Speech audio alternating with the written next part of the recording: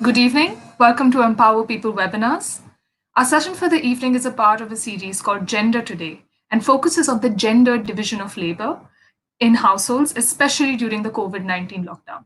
This is a concern that has plagued nearly every strata of society for a very long time now and is exacerbated by the current scenario. This has been a global concern, but has always been in the shadow of the public sphere. So, our speaker for today, Dr. Savithri Subramanian, is going to shed some light on this issue. She is the president of Empower People and an eminent sociologist. She has had extensive experience working in the development sector with several NGOs and UNESCO. She's particularly committed to gender issues and their interrelation with poverty. After Dr. Subramanian's session, we will be moving to a panel discussion with three of our panelists. The first one is Mr. Daniel Kivitt, who is a filmmaker and founder of the Mandelsweig Projekt Hilfe. We then have Ms. Olga Yevtushenko, who is a web Android developer and a linguist. We also have Ms. Sumati Rani, who has been associated with Empower People for a long time and has previously engaged in discourse on patriarchal constructs. So without much ado, I would like to invite Dr. Subramanian. Please move forward with the session.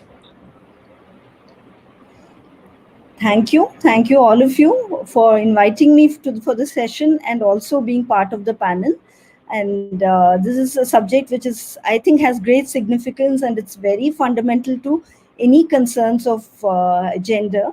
So I think it's a really good opportunity to be able to talk on this issue. I would like to start with a lighter note, an anecdote. When I initially sort of thought of doing this session, I approached the team which is coordinating the webinars, and I was told that I was thinking of presenting it on the Saturday, and I was told that Friday is allocated for gender sessions. And it made me smile because the thing is that gender is ideally not one issue or one topic that can be allocated to fixed for one day of a week.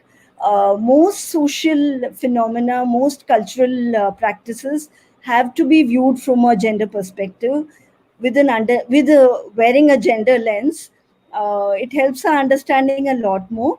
Even when we are doing research or collection of data, it's very good as far as possible if we are able to do a gender disaggregated work, so that we are able to get a grasp of where the differences lie, if at all.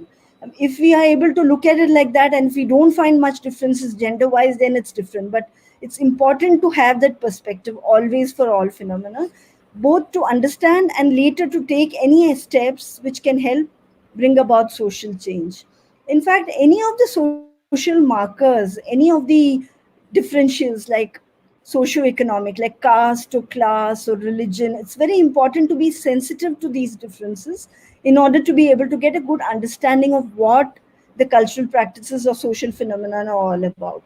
So all the sessions which have happened till now, all the webinars, I think to a great extent will benefit from a gender perspective, irrespective of whether it was presented on a gender day or not. Coming back to my topic, I'm looking at gender division of labor, or you can say gender-based division of labor, whichever way. It's a very vast topic, as we will sort of briefly talk about today, and it's also very challenging. It's very widespread. So I needed to, when I was looking at how to go about this presentation, what came to my mind, and this is a request for the people who are coordinating the webinars, that although this will cover quite a few things, logically I should be doing a couple of other things in order to take this to its sort of conclusive kind of level. So at some point later on, maybe a few weeks later, I would like to do a couple of follow-up sessions. While this is focusing on gender division of labor and the impact and with special relation to the COVID lockdown, coronavirus lockdown, I would need to later on also look at the failing economy in many of the countries and the way jobs and incomes are getting lost, and the differentials, male-female differentials that are occurring because of this. Similarly, further on, I would also at some point have to look at, anyone who's looking at this will have to look at how this kind of differential that's going to emerge now in terms of incomes and jobs have an effect on access and control to incomes and resources within households, and what is the impact it has for the larger gender questions. So I will take this up later with the team who is coordinating. So we like any issue of gender, we are only going to be talking about certain things. Clearly, I will not be able to cover a lot of ground. I hope all of you will excuse me for that. It is a very complex issue. Coming back to the topic of today, gender division of labor. The thing is that when we talk about gender division of labor, to put it very simply, it is certain tasks, certain work which is divided between the two genders. To sort of simplify it in order for better understanding, it is good to sort of borrow words which have been often used by UN Women, the organization, which some of you may be familiar of as UNIFEM. Um, they call it paid and unpaid work. This is useful is because paid work is of course a lot of the work which may happen within the house or outside, which sort of gets some kind of remuneration in return. The unpaid work category is large and covers a lot of things. Again, to simplify in order for understanding, a large part of it is the cooking and cleaning inside the house, and the second large aspect in it is the care work which is undertaken within the household. So, when we talk about care work, of course, again, there are many aspects. There are infants and children in the household. There are the very elderly. There are the people who are specially able, and there are people who may be sick. Again, within sickness, there are chronic illnesses. There are acute illnesses of the kind that coronavirus is.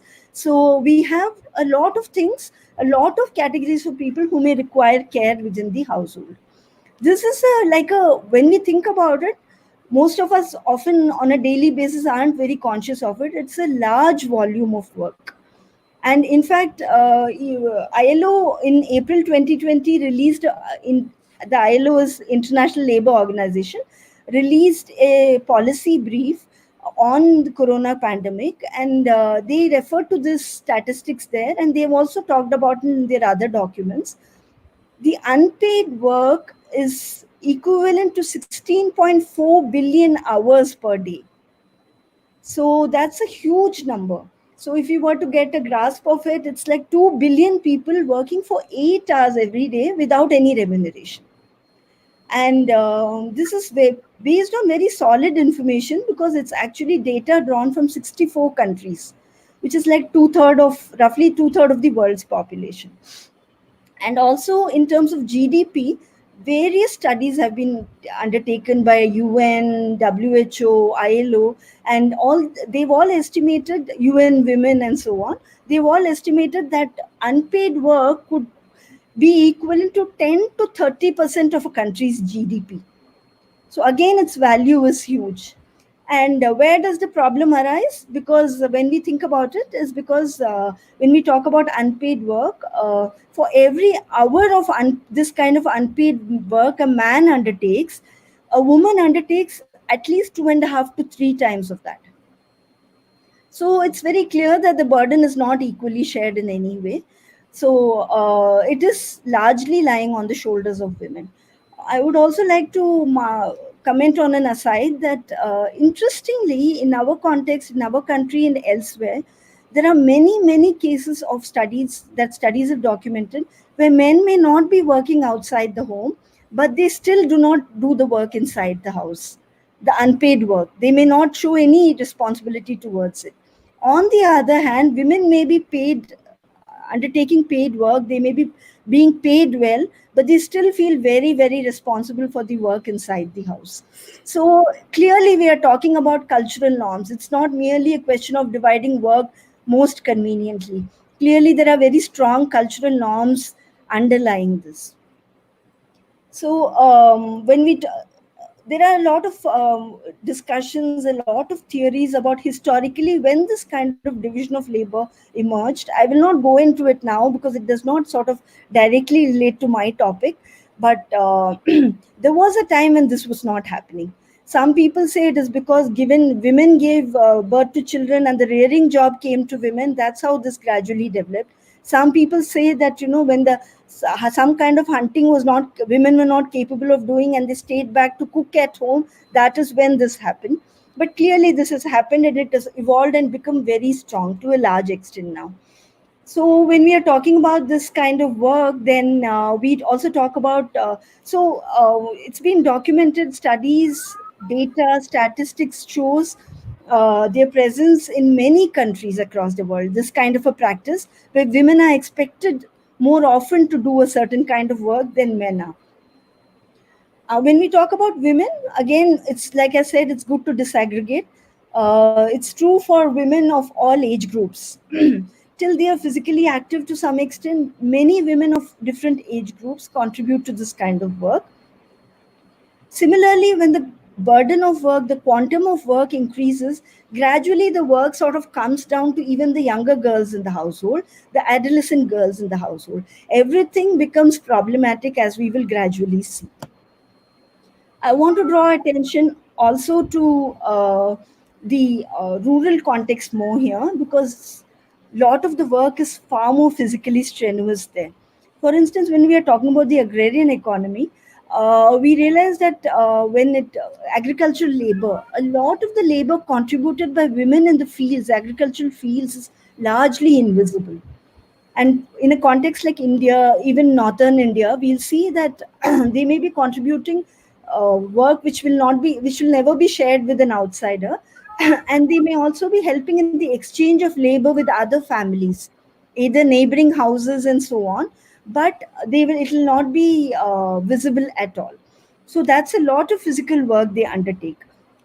Secondly, in difficult terrains, often there is an issue of collection of water sources, not potable water sources not being nearby, fuel, firewood not being nearby, collection of these. This also largely falls in the domain of women. It's women who are expected to do all this work. Thirdly, is the whole issue of cooking, the cooking medium, which stove they use for cooking. There was this whole debate about chulhas, how much smoke they emit, how harmful they are for women in the Indian context, and so on. And there were many changes that were made: smoke-free gas stove, and then the kerosene stove, the LPG stove. A lot of it is accessible today in rural areas. But sadly, what happens when one actually does field work, one realizes that a lot of these stores are relegated to one side, and they continue to often use this because the other stores require some expenses, and they rather save money than think about their own health. And in terms of changing from one medium of cooking to another also, there is this issue that wherever some cost is involved, that change never takes place, because often men are responsible for taking these decisions. They have control on the income, and they never sort of suggest an easier mode of cooking for the women. So all this becomes an issue. So rural areas have their own huge sets of issues in terms of how women are burdened with domestic chores.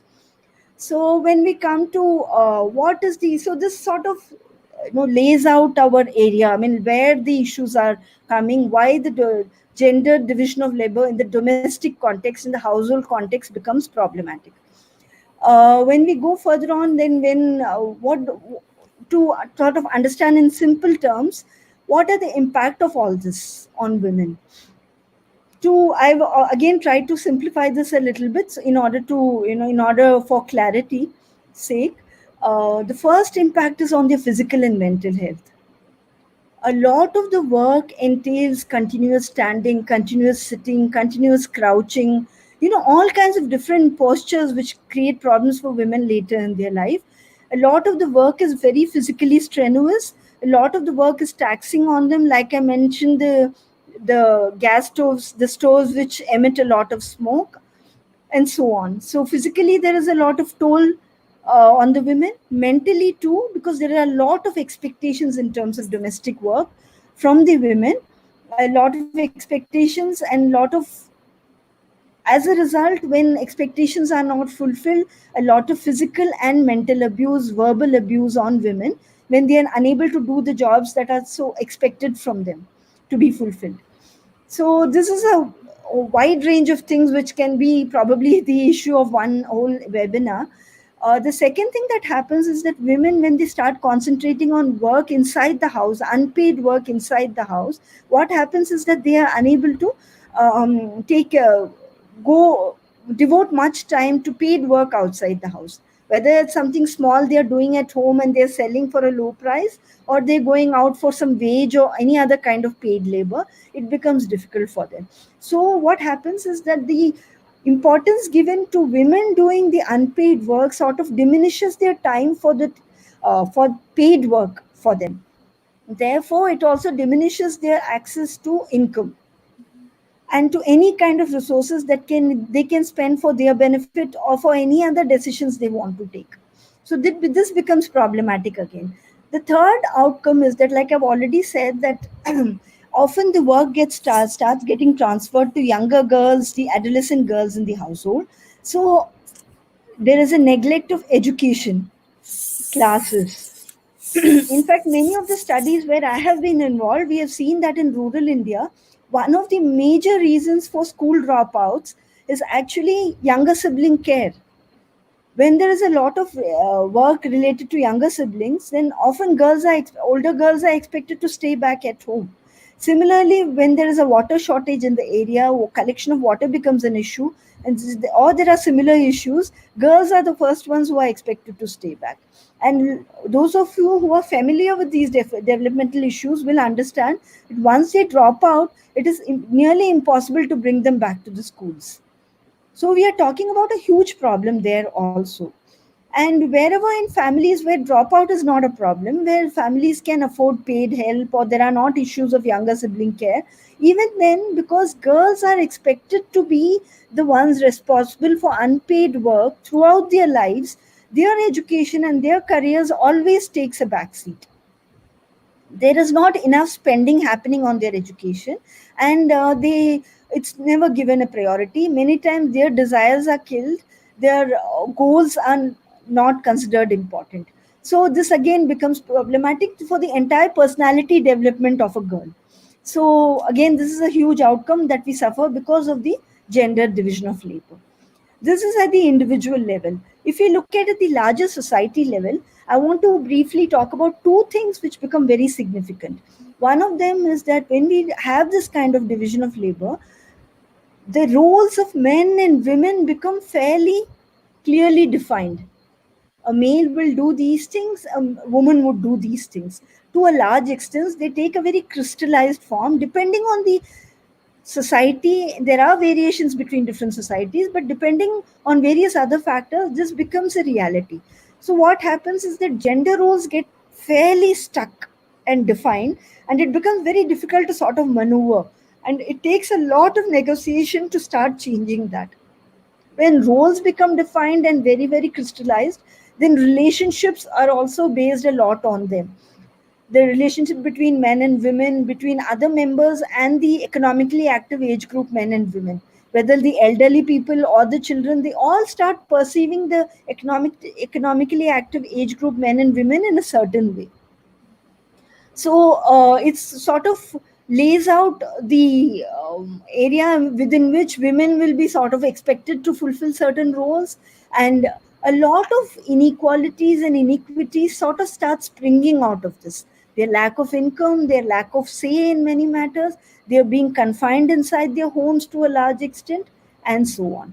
So because the next generation is sort of the entire socialization process of children happens in primarily the family context, the household context and the school context, and where this is observed repeatedly, this starts to have an intergenerational effect. It becomes more and more difficult once we have that picture in front of us. It becomes more and more difficult to be able to change things. These stereotypes get carried over to the next generation, and as a result of the division of labor, many of the iniquities that were there in the previous generation get perpetuated.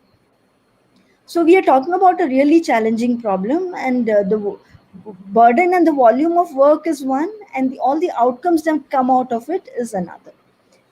Now I would like to come to the corona pandemic and talk more specifically about that.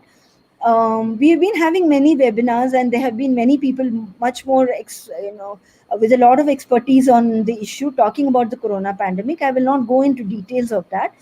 Here what concerns us more is the lockdown which has resulted because of the corona pandemic. So what happens because of the lockdown? We are talking about several changes which have happened in the past weeks and past months because of the pandemic and the lockdown. What happens is that we have, first of all, a lot of the care work has come to reside inside the house. Why?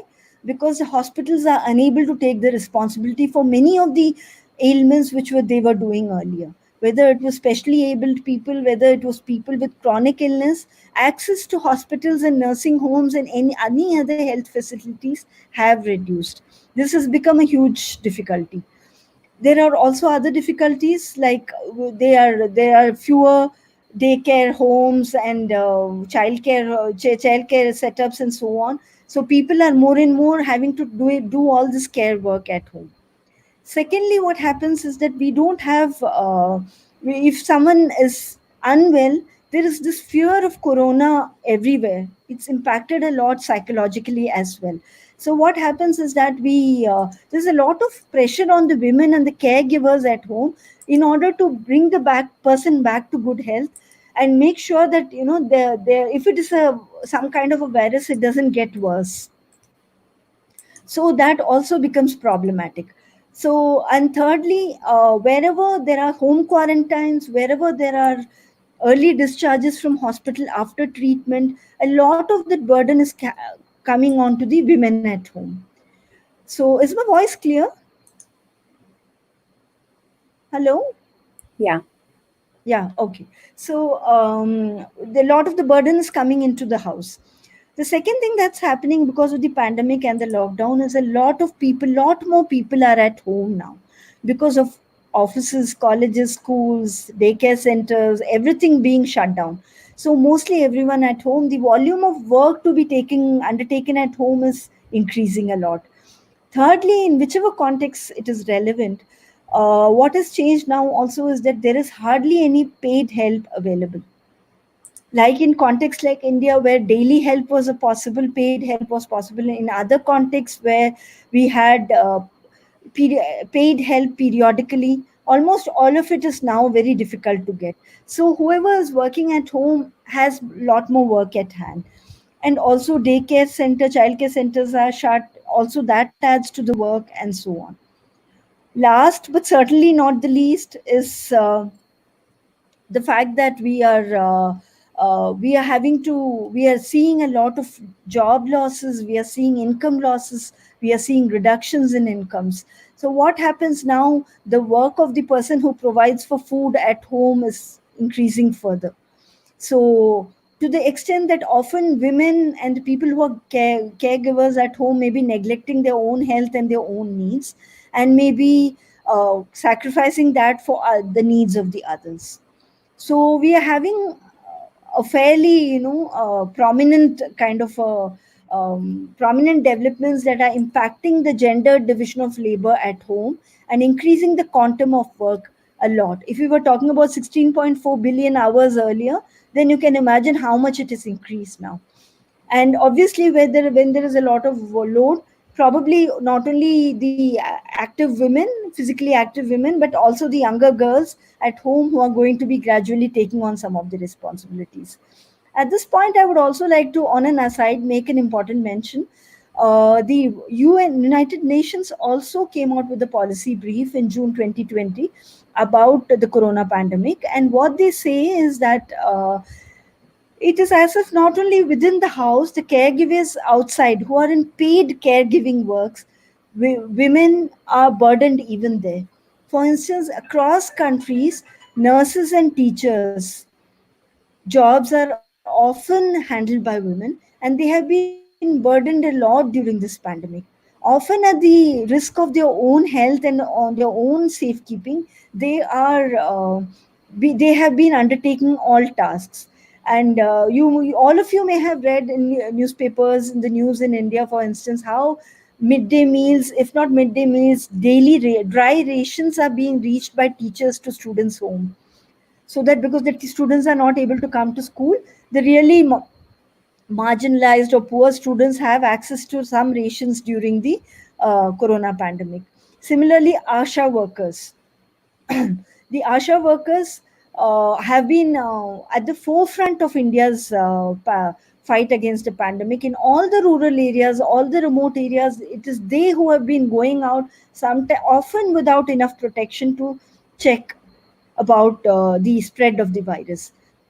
All of them, excuse me, all of them are women, and they have been taking on a large burden on themselves.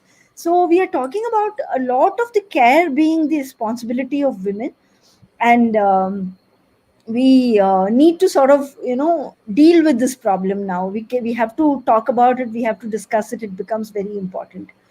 So when we talk about this, what is the impact of these changes which are happening because of the pandemic and the lockdown? From whatever background I was talking about in terms of gender division of labor, now what happens is, firstly, women who are not undertaking paid work, there is tremendous pressure on them to be able to handle all these extra jobs on their own, because the assumption is that they are not working, they are not earning, so why don't they do this work? Secondly, in cases where women are also doing this kind of paid work, even then there is this assumption that they will sort of sideline that whenever required and focus on these extra jobs inside the house and the regular work inside the house, since they're staying at home. Strangely, when men sort of participate in this kind of work, there is a lot of sense of guilt. Where these norms are very deeply entrenched, there is a lot of sense that this is not a male's responsibility primarily. And even if when the women do not feel like that, there are within joint households, for instance, they are made to feel that they are made to feel guilty for sharing the responsibility of such work with men on a regular basis. One or the rare case is a different matter. And gradually, when this kind of load increases, like I've already said, adolescent girls and younger girls will be affected by it. They will have to share part of the jobs. Again, like women's careers and goals start getting neglected, their education and their studies will start getting neglected. Like many of you may have read many research articles which are clearly pointing to no immediate end to this pandemic.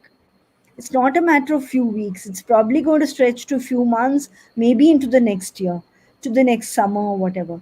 We are not sure when the lockdown of any kind ends in the different countries. So this work is substantial, it's huge, and it needs to be dealt with.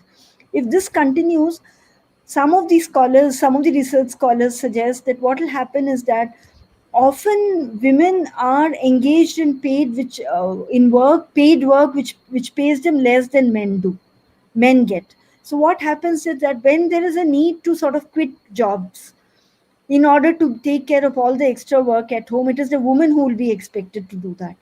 So we are talking about, already we have an economy where the contribution of women workers, the participation of women workers is very low. And in a country like India, it's mostly informal work. Formal women workers in the formal sector are very few. But now probably this is going to spiral up because of all the effects of the pandemic and the lockdown. At this point, I thought I will briefly share about a film that has come out recently. The film is called Listen to Her. It's made by Nandita Das. Can we please share the link and maybe a small clip of the film? Yeah, it's much cleaner now. Just look at it. And I think you should save this as well. Yeah. Did you know that an octopus has 3 hearts? Huh? And even if you cut out its head, it can still live for 1 more hour. Really? Yeah. God, that's so cool. So, listen, this is the best we can do remotely.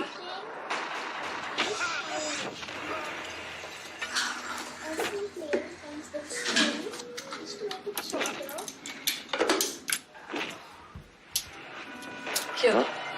Sorry, was it too loud? Yes. volume a little low, okay? I'm working. Now have to go. Fly. I have to make the lock room. Okay, guys, I'm back. I go towards the center. Yeah. Yeah, but Then send me the earlier presentations also. Are you done with that call? upwards. Black coffee बना दो यार. हाँ? Fly. No, that's true, but the calibration of their system, if that's not right, you know, whatever.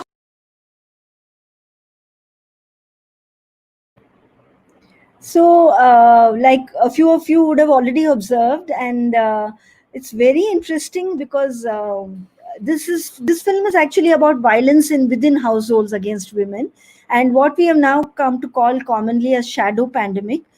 A lot of cases are emerging in every country because of the various factors various things which have started emerging from the pandemic, that women are now being more the object of violence within the households than ever before. So this film is primarily about that. Interestingly, it only sort of in what should I say, in the background sort of addresses the other issue. The woman is working. This is a urban, educated, professional woman who's working on a computer, but who is expected to constantly take breaks from her work at home. What caught my eye in this film, of course, was the violence part, but more than that, this was the part, that the fact that there is no one gives a thought to making her sacrifice whatever she's attending to, making her leave that for a few minutes and come there. It is very evident a husband in the other room is watching a match or something, but still he doesn't go and get his own coffee. He expects her to make the coffee for her. So this is largely a fact and largely observed across households in many contexts. So it's a problematic we need to sort of start talking about. Please watch the whole film, you'll get a sense of it. And also because it brings out the other more very important issue about the shadow pandemic during the corona pandemic and lockdown. um, and so this is sort of the gender division of labor, the kind of impact the pandemic and the lockdown has had, and the kind of impact it will have on women's careers, women's lives, women's access to income, and so on. So now when we move on to what suggestions we can give, I'd rather sort of conclude on a slightly positive kind of note. There have been many UN agencies, many research agencies have been giving some suggestions how we can tackle this added burden that has come about. I'm sort of making some own suggestions, and I'm also drawing from these other documents. Firstly, I think first of all, there is a very, very urgent need to recognize this category of unpaid work, unpaid labor within households, and how much of a burden it can be. Unless we begin to recognize it and problematize it, I don't think we are going to be working towards any sharing of responsibilities or any solution to the problem. Further, drawing from the other suggestions from other scholars and other policymakers, the other things that will be useful at this time is that if women can be, for instance, now more and more where the corona cases are asymptomatic, there are no major issues, they are being asked to be home quarantined at home. So the caregiving role is primarily on a woman. So women need to be trained, equipped for this kind of a role better. For instance, a woman, when she's taking care within the household context, she is not sort of using any protective gear in most of the cases.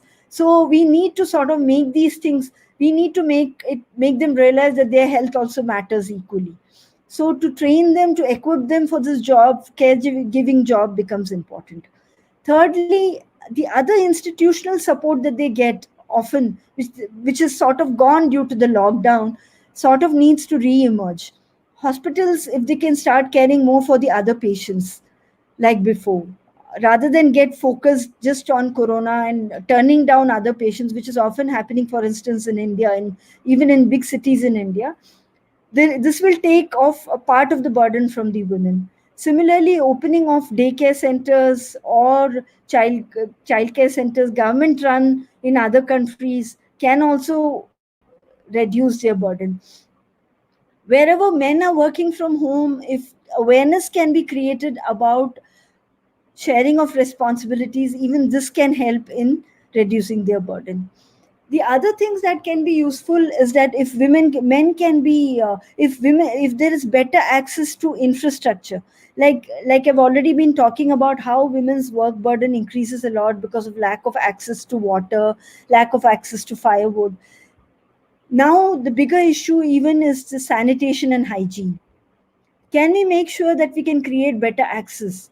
Because neither do we know when this pandemic will end, nor, like many scientists have been saying, that we can ever be sure that another pandemic of this sort won't emerge again.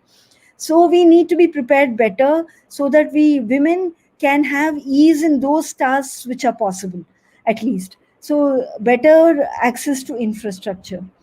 Wherever within government relief programs there are going to be cash transfers, I think this point is very important. We need to think about making cash transfers to women's accounts. We have done this many times before in our country, in other countries, after natural disasters, after communal riots, and many other such problems. When women have access to income, money, they will have better decision making within the household and authority, and they will be able to sort of prioritize what could be the important thing to be done at home. So can government relief measures target or include women rather than target, let's use the word include women, when they reach out to households?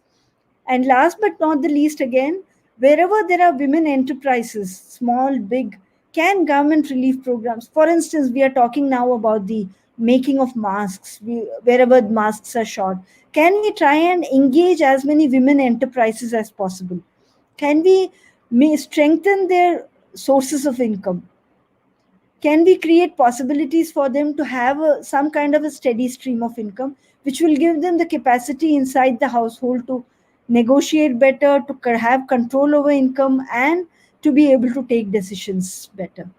With this, I would like to conclude my part of the session, and thank you everyone once again. Thank you so much, Dr. Subramanian, for that extremely insightful session. I have to say that you have given us a very concrete set of measures to combat something like this, while also breaking the myth of the multitasking woman who's supposed to take care of everything around her, including the household and her work, and then thanking women for doing this rather than questioning why women have to do so many things at once in the first place. So I would like to move to a panel for their initial thoughts on this, and then we can look at questions. So Olga, if you would like to respond. So actually, I think Russian women can quite relate to to the situation in India. That women are supposed to do a lot of work, like all the house chores, taking care of children, of checking children's homework, cooking, just doing everything around the house, and working equally with men. Actually, the whole thing started after the Second World War, when there was a shortage of men, and women were supposed to be able to do everything that men can do, like from building the house to checking child's housework, just everything. And with time, when the economical situation and gender situation changed, but the situation with women's role stayed the same, and it's sort of strongly supported by the society, even when the situation in the family is not so scripted. When, for example,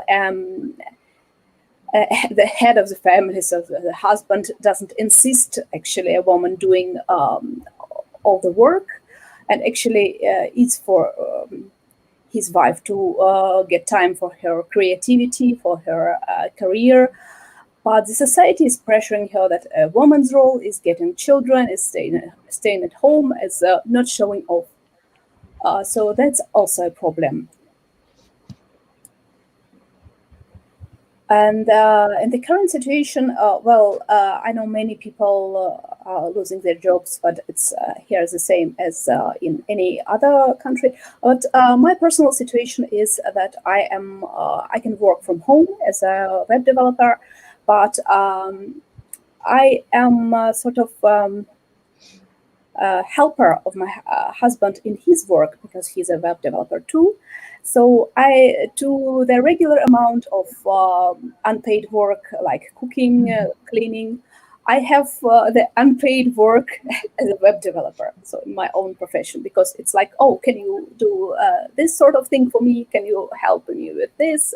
Do a lot of small things. That's a bit of my experience. So thank you for that insight. Yeah, no, I think what you've said makes a lot of sense, that the modalities may be different globally, but that the crux of it tends to remain the same across countries. If we could go to Daniel, and if you could share your thoughts with us. Yes, thank you a lot for your very nice and interesting report, Ms. Dr. Savithri.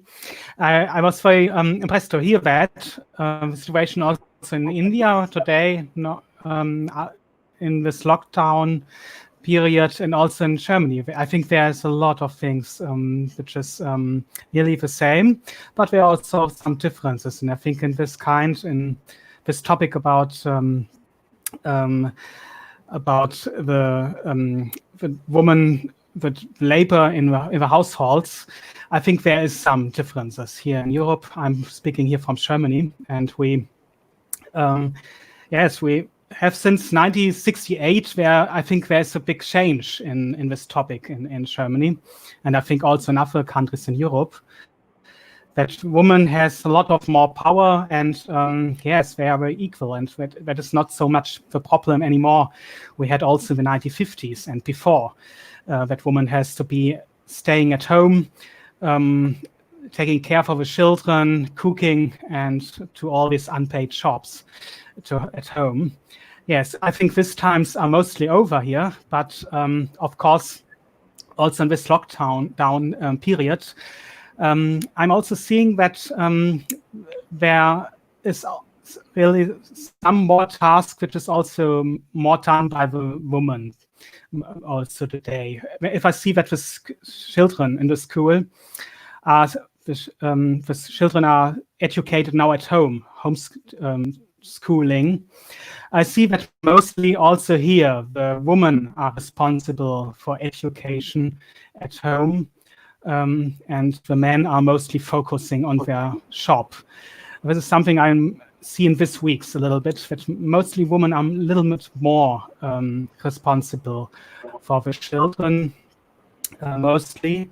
And this is also something which I'm wondering at the moment, because I think in our society, it is really a lot of equal between women and men.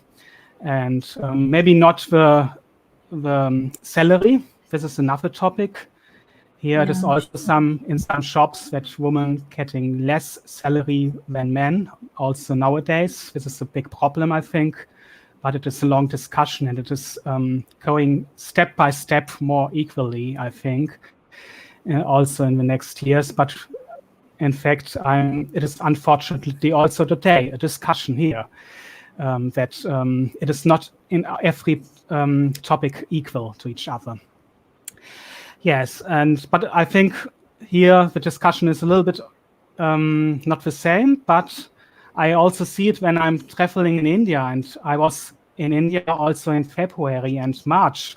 I came back 2 or 3 days before the lockdown started. And yes, and when I'm traveling, I see that it is a real big problem, and the possibilities for moving out of that for women is really not really, I think, possible at the moment. Not doing it on their own. This is really hard to do, yes, mostly. And yes, and I think it is something to discuss about, some campaign or something to move something in that kind, that women getting more rights and getting more equal to the men. And yes, that is something I like to discuss also with you and all the people when I'm traveling to India, and I'm traveling very often. Sumati, would you like to? That's up to me. Yes, this is up to me for the moment. Thank you. Yeah, can you hear me? Yes, you're audible.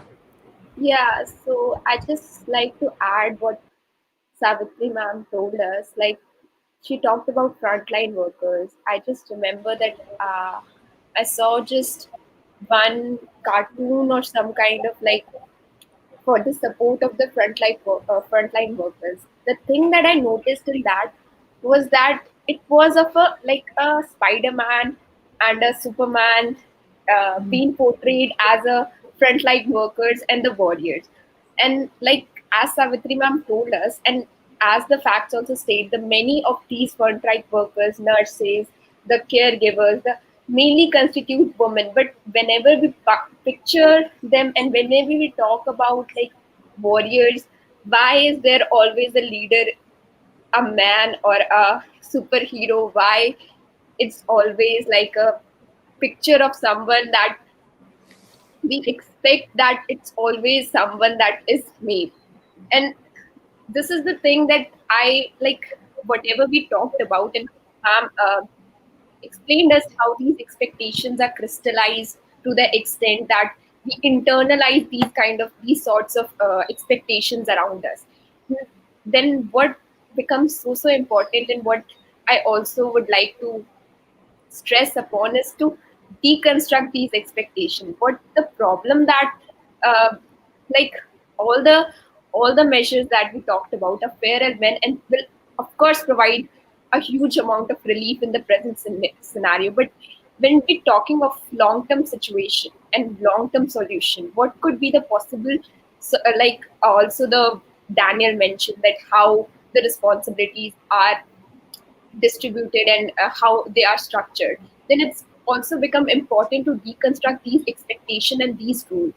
What I mean by that is, like, for me, the expectation is predefined as well as narrow. For my brother, also, the expectations are narrow and predefined for what is he expected to do and what I'm expected to do. I don't have a choice in that. What is determined for me, and it's also something that is not very wide or a spectrum that I could say about. It is something that this is what you are supposed to do, and this is what you have to take up after a certain amount of time. And these are sort of the roles that are passed down from generation to generation.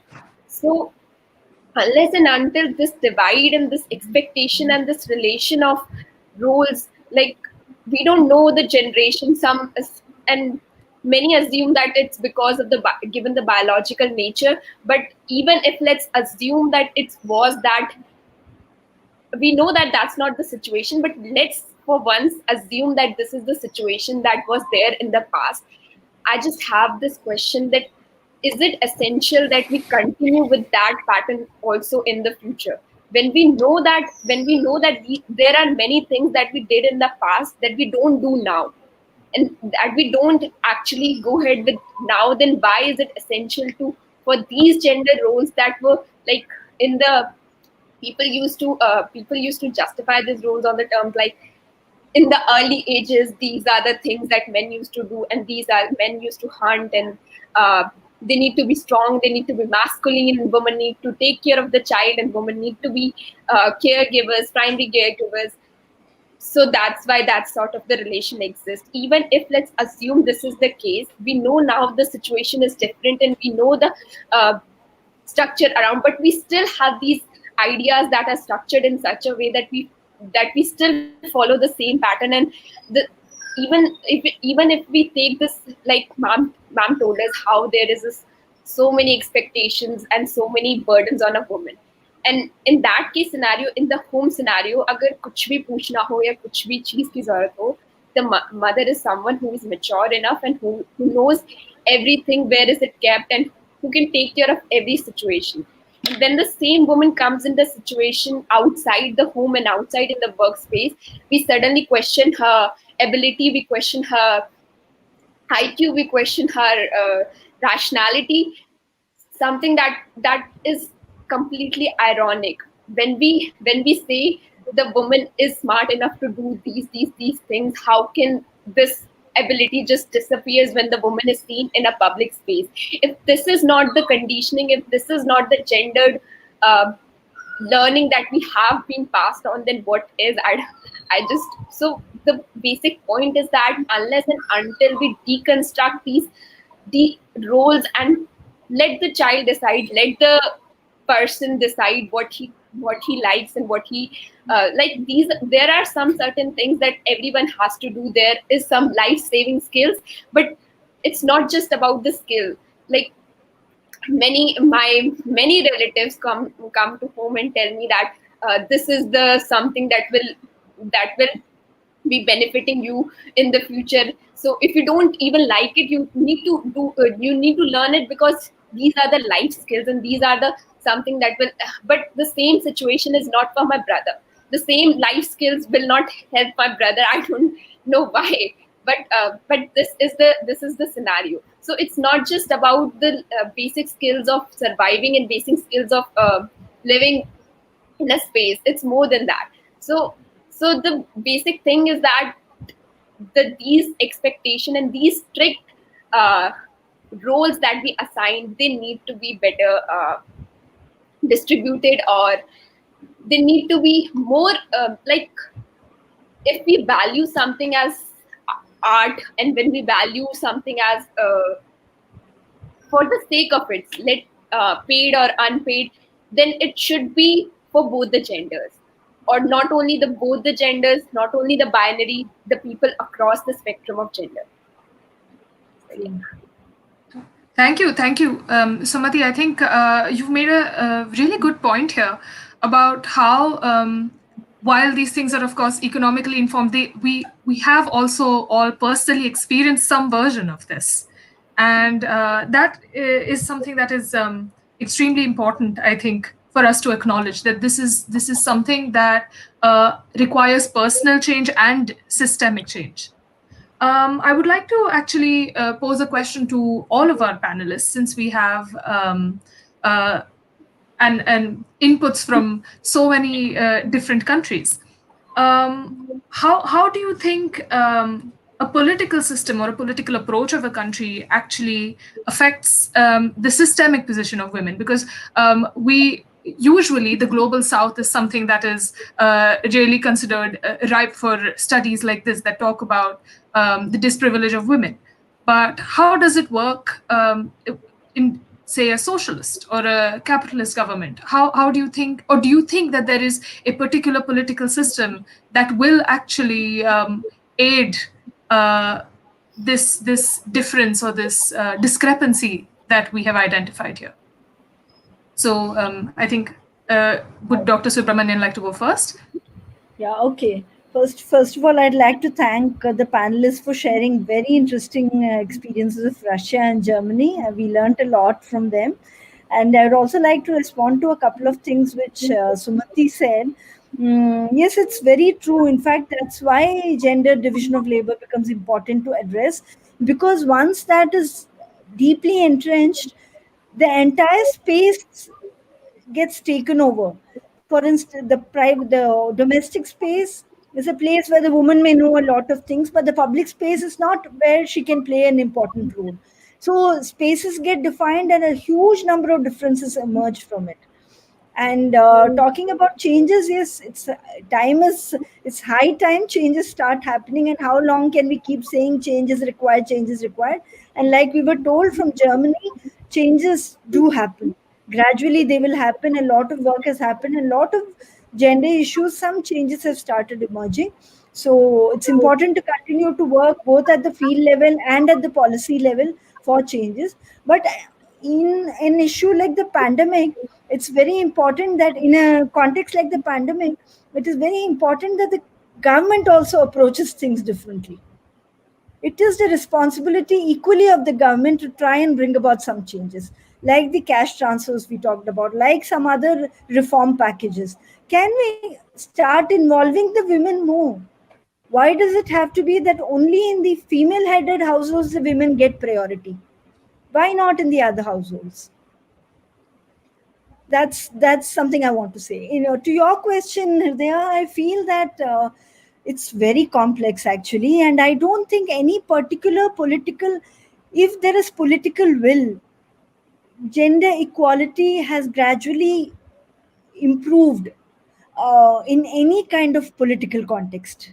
Whether it is capitalist or socialist, it is possible for it to happen if there is a political will. Because socialism as a theory, capitalism as a theory, both allow in certain ways for women to become more empowered.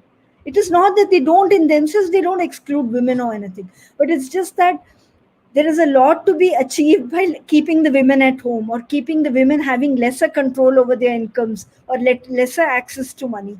So I think a lot of factors have worked to their detriment. Right. I personally feel I would like the other panelists to surely add if they have other points of view or even otherwise. But I personally feel that given political will, a lot can happen because the messaging, now that we have social media, the messaging both in public medium, through public medium and social media, everywhere the messaging is now very negative. I think we are going back a few steps as far as India is concerned. I hope that greater political will emerges after this pandemic and we are able to address this problem much better. Thank you, Dr. Subramanian. I would like to move to Daniel, and unfortunately, Daniel only has a few more minutes with us. So I would like to pose my original question to him and also ask him to provide us some insight on how class perhaps works and also color, because Germany has recently seen a lot of immigration. So I would like to know how, whether there is, like ma'am said, that even paid labor that is of a certain category falls to certain, in India it would be certain castes, and in Germany I would like to know if there is some sort of class or immigration background that actually plays a role in how the labor gets divided. So yes, over to you, Daniel. Yes, it's a good question. Thank you. In fact, in Germany, it is a big topic about a lot of refugees which came 5 years back here from Syria, from Iran, and yes, who started here for learning the language, German language. I also was teaching some of them. I had some classes 5 years back, and I think it is something which now we are seeing that these migrants coming into shops, and where most of them are very good educated, they're speaking well German. Not all, of course, some also have problems with language. It's a very difficult language. Yes, and they are coming to shops, and yes, and also yeah, we are trying that also the women from these are different cultures which came here, that also the women have a possibility to get a shop, to go in a shop. Because often it is normal for families that the woman is staying at home and is responsible for the children only and for the household. Yes, and I think this is also a discussion momently here, to find out that how we can help this woman, that they are also taking the possibility going to a shop and yes, and come into this other culture. We are yes, we are offering them, I think, a lot of possibilities, or we are trying to do that, but it's not so easily done, I think. Yes, this is a big discussion, so a very big issue momently, how to bring women also from this background into the shops and give them the right, which also men has, everybody has. Right. Thank you so much. Thank you, Daniel, for joining us today, and also thank you for all of your insights. And we hope to see you soon. And just also for our audience, since Daniel is a filmmaker, we hope to see some of his films soon as well. We'll keep you updated as we find out. I would like to now come to Olga. Well, okay, speaking of how a political situation influences women's role at home and in the society, actually, it's also one of my observations from living in Russia that the more a country tries to follow its own path and oppose itself to the rest of the world, especially of the civilized world, so to speak, the more oppressed a woman becomes because of the recently we went through to returning to traditional family values, which basically turned into decriminalizing violence in families, so domestic violence, in making woman's role being a simple helper at home, but also working full time, of course. And the more the return to the traditional values happened, the more the less freedom the women were given. Well, that's rather about political situation. Also, the economical situation influences the whole thing because when the more a family, the less wealthy a family is, the more burden a woman has because she has to take care of many things that they can't buy in their household, like not just cooking, but sometimes also fixing things. Like my family went through bankruptcy a couple of times, and the result, I can fix literally everything at home, and also including welding or chopping wood or building anything. So I don't know what else I could add. I think that's it. Yeah, and about any class divide that also intersects with the gender divide in terms of when it comes to women working. Well, the Soviet background sort of eliminated the class system in Russia, but of course we have not very women in the government or in high positions in big companies, of course. And I don't think that, I think that's one of very few differences between Russian and Indian role of a woman.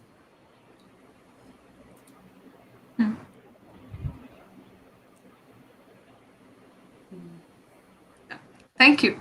Can we come back to Sumati? So, Sumati, would you have any question? No. I was saying that, can you repeat just what you asked? I forgot it. My question was generally how do you think political systems interact with such gendered labor, and if there are class and caste differences. So just to get a perspective from multiple socio-political and geopolitical areas. Like what the Savithri ma'am talked about, the region between paid and unpaid labor. Like the basic idea of capitalist structure is that the thing that is important is what is productive, and productive in the sense of making money. So the value that you associate with a particular kind of work is largely derived from what kind of market value it has. And as the Savithri ma'am also explained that how largely this work is invisible, and it's the primary daily life work, and it's a lot of work. And the reason why it's invisible is because it's not as like, it do contribute in the economy, but it's not as a direct, and it doesn't give power to the woman in terms of economic resources. It doesn't give women that visibility, but it's the backbone of economy. So the thing that becomes very important is something that, as at a very basic level, I understand is that as long as women are absent from the structure, absent from the political power, I don't see that decisions and the policy making in there will be made in the, like, it's a system, and there are some people who are making rules for that system. And as long as women are kept out of the system, I don't expect the men sitting in the power, and especially the majority of men coming from a particular caste, coming from a particular background, making better policy and inclusions from other sections of the society. So what I'm saying is that of the representation in political power, how many women do we have in the policy making? How many women do we see making these decisions? Who are making this decision, and what questions are important and what questions are not important, and what questions are asked in the parliament is something that also becomes important. As long as men are asking questions, we know from which perspective these questions are coming from. And as this division is there, the division which so crystallizes the burden, then it's never taken care by the men, then these works are never going to be on the prima facie, and therefore the lived experience come into place. So what I would be focusing and stressing on will that be of the representation and inclusion of women within this system. It's very easy to say, but it's Very a lot true. of work, and it's a lot of like gatekeeping, and the system that is also not conducive. As Savithri ma'am also explained, it's a cycle in which like you don't have time and money and mental and physical energy to go ahead and pursue things outside of your family, because there is so much of expectation around it, and you have the structure because you don't go out. So it's a cycle, and to break that cycle we need to really deconstruct these ideas. So coming to Dr. Subramanian, finally, I think your session has initiated a very, very important and multifaceted dialogue, and you have worked with so many varied demographics. So how would you like to sum this up? Yes, it's been the discussion which emerged later has made it even more complex, and I agree with the last point that's made. And I'm also very, very should I say surprised? Should I say shocked to hear the changes that are happening in Russia in terms of going back to traditional family norms. It makes me very sad to hear these. Actually, it's not a very good, I feel, precedent that's taking place there. In our country too, a lot of this kind of sudden emphasis on what is tradition, what is culture, has put a lot of pressure on women, I think. And now we are being perceived in a, I think, the way we were, whatever progress we made, to some extent we have lost that progress, the way things have moved in the past, especially a year or two, in the public domain. But although we continue to work, many of us are earning and so on, but in terms of how we are perceived and how people behave with us has really deteriorated. So I wish these changes were not happening in other country also. But I agree with Sumati's points. Although I do feel that a political will is important, and within any structure, it is possible to bring about changes, even one or two key changes. I want to give the example of something very different from this. I know it's a bit out of context, but when we were working on reproductive choices at some point, gender and reproductive choices, and there were a lot of contraceptive methods to be used, but in a country like India, no one used any other contraceptives. Usually the woman was expected to undergo the operation and make sure there are no more children.